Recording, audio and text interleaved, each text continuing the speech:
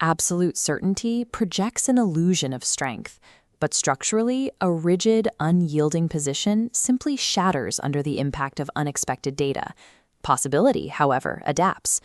We are currently operating in the Pyrite age of certitude, a professional era that consistently rewards unearned confidence over nuanced truth.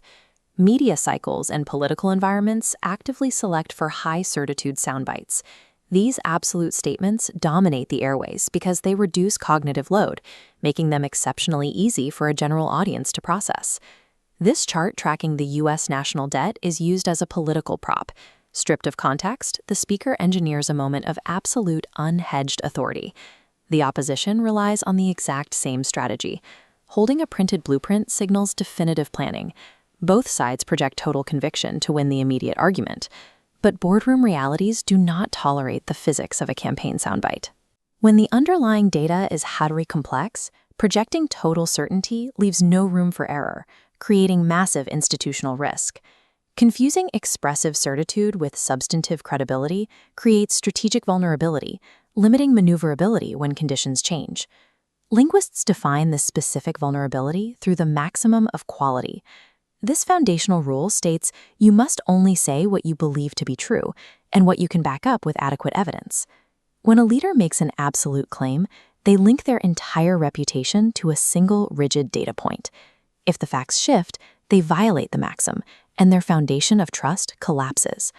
The trap lies in failing to separate expressive certainty, how forcefully you deliver a sentence, from substantive certainty, how undeniable the underlying facts actually are. To align an assertive tone with a fluid reality, skilled communicators utilize a specific linguistic tool called hedging. In highly competitive environments, hedging is frequently mistaken for vagueness or indecision. In reality, linguists categorize it as an active, calculated interactional resource. A hedge functions mechanically as a credibility shield. An unhedged statement forces you onto a rigid branch that breaks under pressure. A hedged statement operates as a dynamic safety harness, allowing you to navigate the same heights with a built-in margin of error. Calculating and using tentative language doesn't dilute authority, it actively protects it, ensuring long-term institutional trust. To understand exactly how this works, we have to look at metadiscourse, the study of how writers and speakers project themselves into their own sentences to guide a receiver's interpretation. Ken Hyland defines hedges as markers indicating a reluctance to fully commit to a proposition, protecting the speaker if a claim is proven wrong. Adverbs like almost or likely operate as precise dials to tune a statement's probability. Modal verbs function the same way. Swapping the absolute word will for the conditional could or might mechanically softens the impact of a direct claim. These specific words create what linguists call discursive space. They allow an idea to be proposed and evaluated without forcing the audience into a binary corner of total agreement or total opposition. We can measure the exact value of this space by looking at the opposing linguistic tool, boosters. Boosters are terms like clearly, evident, or surely.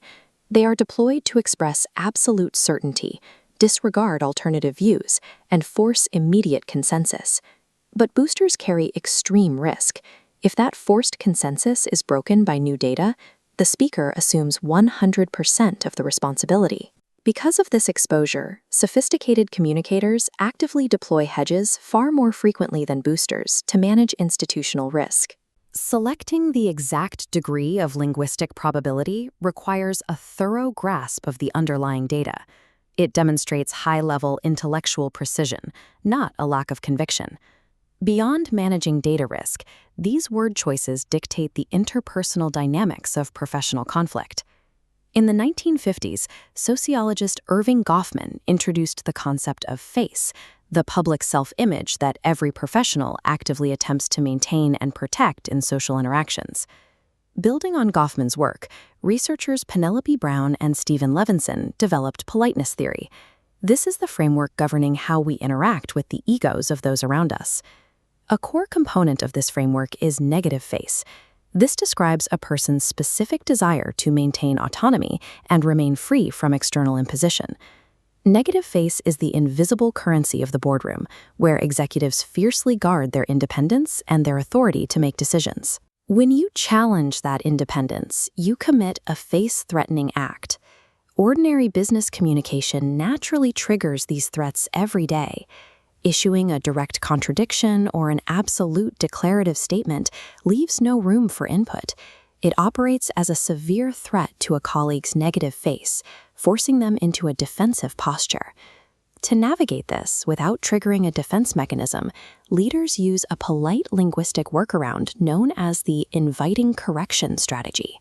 Phrasing like, "Correct me if I'm wrong, but based on the data I have," structurally shifts the interaction. It moves the conversation away from a direct attack and reframes it as a shared inquiry. By preemptively preserving a colleague's negative face, you successfully dismantle their defensive barriers and enable genuine truth-seeking. The final architectural tool for crafting a resilient argument is depersonalization. Subjective pronouns like "I think" or "you said" inextricably link the speaker to the claim. This immediately heightens the emotional stakes of any threatening act. By shifting from subjective pronouns to objective, passive phrasing, moving from "I think the data shows" to "it appears that the data shows," you alter the underlying mechanics of the sentence. This specific syntactic shift completely removes the speaker's ego from the equation. It turns an interpersonal conflict into an external puzzle to be solved together. We see this tactic deployed extensively in corporate literature. Highly controversial entities rely on collective pronouns to demonstrate shared ownership and effectively depersonalize individual executive risk. Syntactic depersonalization serves a structural purpose. It distributes the weight of a claim across the group to facilitate consensus. Reframing the sentence structure away from individual judgment enables collaborative, objective evaluation. Hedging, politeness strategies, and depersonalization are not methods of evasion. They are precision tools for maintaining intellectual flexibility. Together, they form what we can call the open-door philosophy of executive communication. Keeping your language tentative physically leaves a seat at the table for new data or conflicting views, without requiring anyone to backtrack or lose face. This proactive resilience stands in direct contrast to the brittle, reactive nature of the Pyrite age of certitude. Strategic leadership involves building a linguistic architecture where truth can be safely negotiated, prioritizing the accuracy of the outcome over the volume of the delivery. Mastering these specific mechanics is what separates reactive talkers from highly effective strategic leaders.